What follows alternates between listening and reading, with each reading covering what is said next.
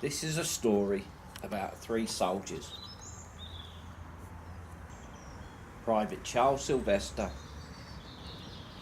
Private Tom Lovett, and Private Charles Jenkins. I started asking questions in there, where I was given this book by Ray Hutchins. Of course it would, yeah. Well, Private Jenkins, Charles W. Jenkins, was of the Lincolnshire Regiment. He died on the 23rd of March 1916 at the age of 26.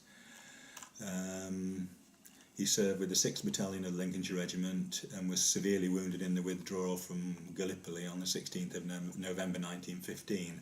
And I found a photograph of him in the Evening Post. So we do have an idea of what he looks like. And he died of his wounds. He made it all the way back from Gallipoli and died of his wounds in Birmingham Hospital on the 23rd of March 1916. And he's buried in St Wilfrid's Churchyard. Lovett, King's Own Yorkshire Light Infantry. He died on the 21st of November 1918, aged 25. He died in the Home Theatre. I actually put some 10 days after the war had ended. And he was the only son of Tom and Sarah Lovett and the brother of Sarah Ann Sturtevant, whose nickname was Sis. And then the last one, I think, was Private Charles Sylvester, Lincolnshire Regiment. He died on the 26th of September 1918 at the age of 29. He enlisted in Derbyshire and is listed of dying of his wounds in France and Flanders. So what do you think of the people from the soldiers who died? I think they were very unfortunate. I mean, I think there's I used to think that the phrase "lions led by donkeys" was accurate, but I think it was it's a bit unfair on the donkeys, if you like, the seniors, because the generals and whatnot, because I think they were just totally out of their depth. I once read a book by a guy called Alvin Toffler, who was an American, and he said that change always happens. What's going to be a problem in the future is the rate of change. People won't be able to cope with how fast things change. And I think that was the case there. At the start of the war, you'd got people flying about in aeroplanes with sewing machine engines. And the main form of transport was horses. The end of the war, things had completely changed, and I think people were still fighting the sort of the 1870s style war. They expected cavalry charges against open plains. Then all of a sudden, when the Germans started digging the trenches, there were no open plains. So I think it's unfair. They just couldn't cope. I mean, they were people who, I suppose, some of them loved to actually relish fighting and dying for the country.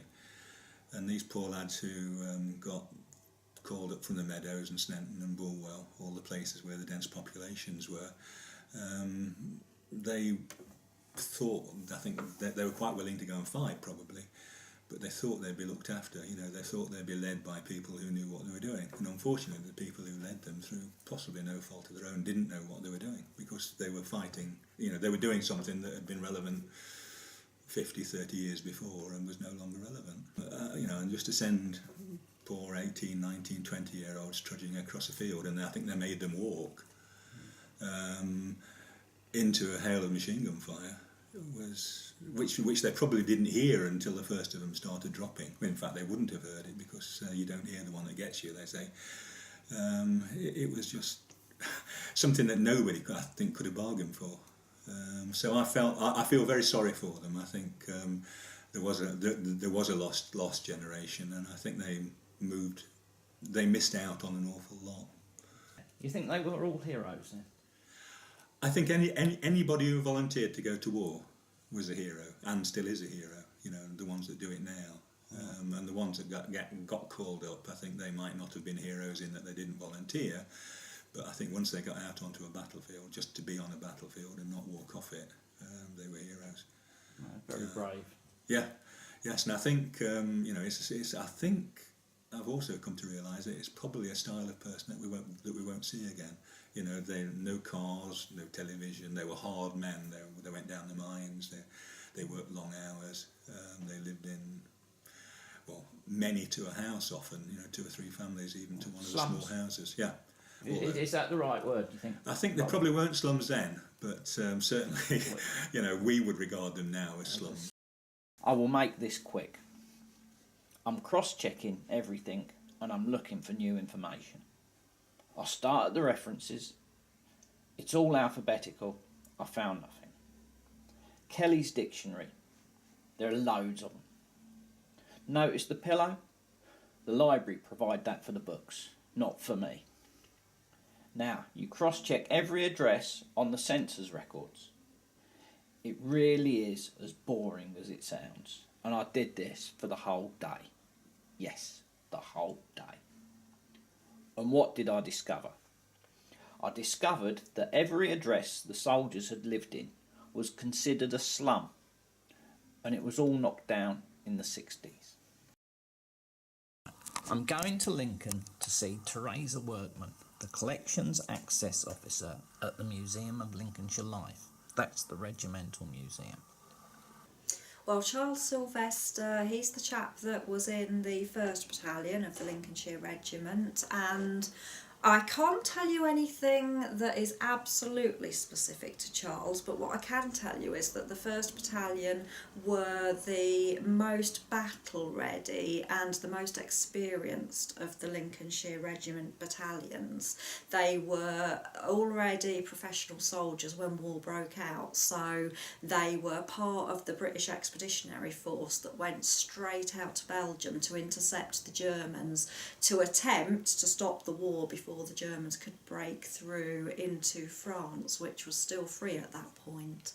So the chances are, if he was in the 1st Battalion right from the very beginning, he had been to the most difficult and the most dangerous spots across the Western Front all the way through the war, because they tended to put the 1st Battalion in the trouble spots. They would get them under control, tame things down a bit, and then a less experienced battalion would come in and replace them, and they'd be moved on to another trouble spot. So really bad luck for him that he probably did the 4 years of the war and didn't quite make it to the end. Can you tell me anything about the everyday life in the trenches? Yeah, I can, and it's a story of complete contrasts affected by how outside conditions were. We had men who were having to live outside in perhaps -8, -9 degrees without any cover in France and Belgium. And obviously their main problem was the cold. They were having to try and protect their water supply from freezing up.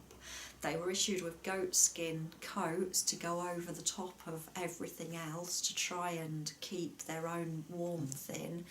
And obviously the rain for some of the winters was absolutely appalling. We've all heard the terrible stories of Passchendaele and people trying to struggle through 3 foot of sticky, gluey sludge and mud. Some of the trenches flooded and were regularly filled with water up to waist height, and you lived in that. How did they do it? Charles Jenkins was in the 6th Battalion, and the 6th Battalion were raised as a volunteer battalion at the outbreak of war from the Grantham area, and we actually have photographs of them all marching out of town off to their training and to join the whole great war adventure in 1914. They did have a really quite long and intensive training period in this country, and then they were shipped to Gallipoli. The Gallipoli campaign was one that was doomed to failure.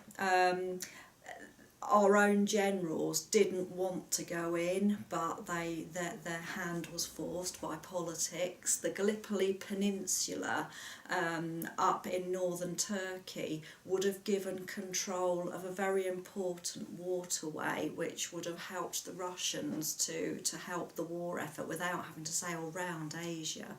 So it was felt that the risk was worth taking to get control of that piece of land. Unfortunately, where we initially had a good chance of overpowering the Turks at the very beginning, that wasn't capitalised upon, and we withdrew from areas where we had an opportunity to take control, and later on the Turkish reinforcements just dug in and made it impossible for our forces to make any progress. We again suffered terrible losses there. Do you think the wife and kids would have gone and seen him in hospital? If they had time. One of the problems, particularly with the Gallipoli campaign, was you were injured there on the battlefields in Turkey. You then had to, it was a difficult job to get you away from the scene of the fighting, and onto a hospital ship. And those hospital ships were quite stationary. They would have had a long voyage from Turkey in those days to get you back to Britain.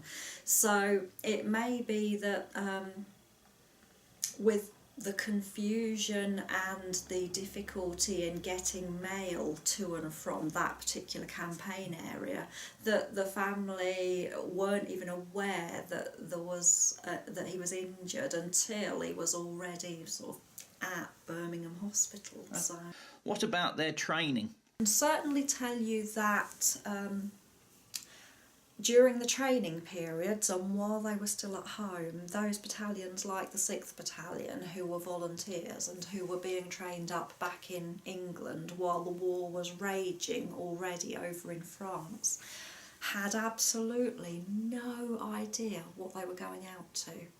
They very much thought that the men who were dying out there at the time were dying because they hadn't been trained properly and didn't know what they were doing, and that when they got out there it would be totally different. And they were very, what can we say, protected, or can we say misled by the information that was coming back from our government and our press. Our press was completely under the control of the powers that be, and we only heard good news. I mean, they couldn't avoid the obituaries, but up until 1915 it was drip fed to the public, and they really didn't realise what was going on. I've got accounts of men complaining about how chilly their barracks are during the winter of 1914, with not a thought for the fact that their buddies who are already out in France and Belgium are out in the open, exposed to the snow, the rain, the hail, and everything, living through that as well as bullets and shells. Yeah, there's just total naivety about what the situation's going to be like when they get there. What about the families? The families back at home, both of these chaps had wives and children, didn't they? Yeah. Well, we've got quite a lot of accounts of how it was here in Lincolnshire, particularly for the ladies. Lack of news was very difficult. Some men were able to write very regularly, others only very intermittently, and of course some people were illiterate in those days and could only send a pre-typed postcard to let you know they were still alive and kicking. So news was difficult and intermittent. Bad news was often incomplete or guesswork on the part of the army. You know, he's missing. We don't know if he's alive or dead. So an awful amount of uncertainty. But at the same time as worrying about their loved one out there, they also had to keep home and hearth going here, and that was difficult. There was a certain amount of rationing for the last couple of years of the war. There were no men left to do the agricultural work or the engineering work in all the munitions factories, so the ladies had to step up and do unthinkable jobs, you know, things that they would never have ever been allowed to contemplate before the war. And they were doing that on a minimal wage. What sort of jobs?